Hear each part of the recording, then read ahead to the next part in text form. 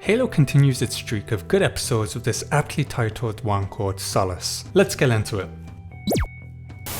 The episode opens up with this fantastic shot of the Chief stuck in his own world, thinking about his past before he's brought back to reality by a seriously traumatized Kai.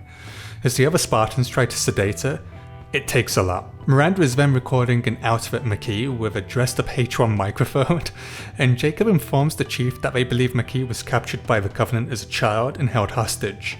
You could say the same about Master Chief and the USNC. When the team finally arrive back on Reach, Chief imprisons Dr. Halsey with a threat of death by radiation. The idea here was to show the Chief how much control Cortana has over the Chief, and could she control him or just shut him down? Turns out she can only switch him off, and thus John releases Halsey and she lives another day. The bigwigs have a conversation about McKee and the capabilities of a currently susceptible Master Chief. Considering he's the only one she will talk to, Admiral Parangoski is certainly feeling the heat from her peers, and she has to get performing or control will be switching hands. The Chief meets with McKee and they have a discussion on why the USNC should be trusting McKee, and I'm glad they're having this conversation, and point out why this is all rather too good to be true. She tries to get him on side by telling him how similar they are. She's just like him, although Chief doesn't understand how this is the case, so she expands on this, saying the Covenant call her the Blessed One, and the Chief has a flashback to the Crazy Man back in episode 2 I think, calling him the same thing back on the asteroid field. We also get a couple of notes from the Halo theme playing, which was a cool thing. Dr. Halsey is then getting debriefed or interrogated. It's kind of the same thing here. The Admiral and Jacob are also in the room observing. Think of it as looking through the one-way glass in an interrogation room, but just a bit more visually pleasing. John interrupts and questions Halsey about why she kidnapped him and the other Spartans, and she explains her beliefs that the needs of the many outweigh the needs of the few. This was a necessary sacrifice to ensure the survival of the species. Miranda also joins the VR party and finds out the complicity of her mother in kidnapping the Spartans, and with a look to her father, finds out his true involvement as well. Halsey explains the brutal fate of the clones and the tragedy the parents would have gone through watching what they believed to be their children dying of an obscure illness. In a sense, it would give the parents closure versus the mystery of their children being kidnapped. It makes things rather tidy for the USNC if there's no questions asked. Halsey then takes the fall for the entire Spartan program to John, ensuring he wouldn't be suspicious of upper command. As he leaves the room, he bumps into Miranda and asks her to investigate McKee and the artifact further, whilst battling with Cortana about whose side she's really on. Chief spills the news to Kai, which I think might play a really important role in future. I explain this later on in the review section. Admiral Parangoski basically fires a rather too confident and smug Halsey from the program, removing her clearance and access to the Spartans and Cortana, and promoting Miranda to her post. That's gotta hurt, I think.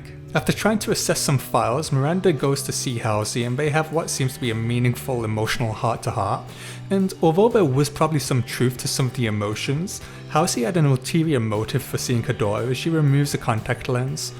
I'm not sure how this tech worked or what it was for exactly, but hey, by end of day, Cortana gets in touch with Dr. Halsey.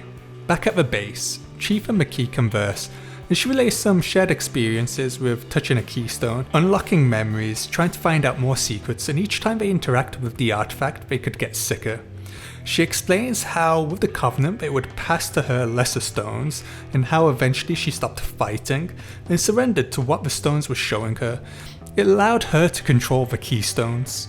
Miranda with John compare the DNA of John and McKee together and find some similarities.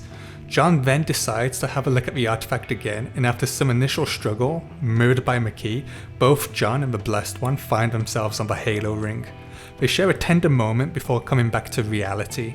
This episode continues an upward trend for Halo. Even without action, this was just as strong as last week's as we develop more relationships between the characters and progress the story. What a difference it makes to Axe a terrible storyline. They're giving us glimpses here what we want. A Quan-free storyline. I also enjoyed a lot of the mirroring between the Chief and McKee.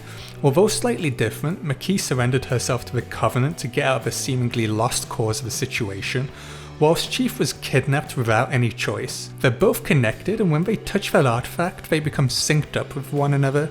I'm also wondering how dedicated to the Covenant McKee will be. She might change her stance and wanted to bring back the demon's head because he's someone she can finally connect with. I'm really hoping that John wasn't the little boy on the garbage planet with her. I know we saw that kid die. I don't think they could pull that off, but the tenderness that the two shared had me feeling a little uneasy. I'm hoping they don't go down a romantic path with these two. It would be a misstep in my opinion. Captain Keyes asking Chief if he's performed a systems check on himself is also rather amusing and shows how the USNC view the Spartans as machines.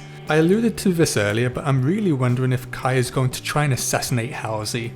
Her being a bit more unstable than the Chief and then polishing a gun barrel, it could be nothing, but I wouldn't be surprised if she made an attempt, especially considering that John himself's had a couple of moments he's tried to kill Dr. Halsey. I also really want some clarity on this drone casually floating outside of Halsey's room. At first I thought it was Cortana, and it probably is her because the line of dialogue Halsey says when speaking about Cortana and then staring at the drone, the editing there is kind of making you think, yep, that's one and the same, that is Cortana finding her way to Dr. Halsey. But because so much happened in the room, I wasn't sure which device it was that helped Cortana free herself. I'm going to assume Cortana controlled the drone to find Halsey and eventually got out of the system, but then that leaves the question of what exactly the contact lenses were for. If they get access to Cortana, they wouldn't need another way back into the system, so are they going to try and use Miranda's eye prints for something? I don't know. Also, I have to give props to the director and the editor for the scene in the interrogation room with Halsey and John. It was an exposition dump, but it was great. Halsey giving her reasoning and John finding out the extents Halsey went to cover up his kidnapping, and Miranda finally finding out more history of the Spartans and the lengths both her mother and father went to get the Spartan program up and running. It is perfection. Really, job well done there. They made the scene full of emotion and drama, and it was great. Dr. Halsey also continues to really interest me with her motivations and how she reasons, how she does these horrible things, and she sets aside her family and personal relationships for the good of mankind. Just a really fascinating character, and she doesn't really do it out of malice, but just the greater good. Oh, and shout out to the composer for some cool guitar riffs throughout the episode. They've got some pretty cool music seeping through.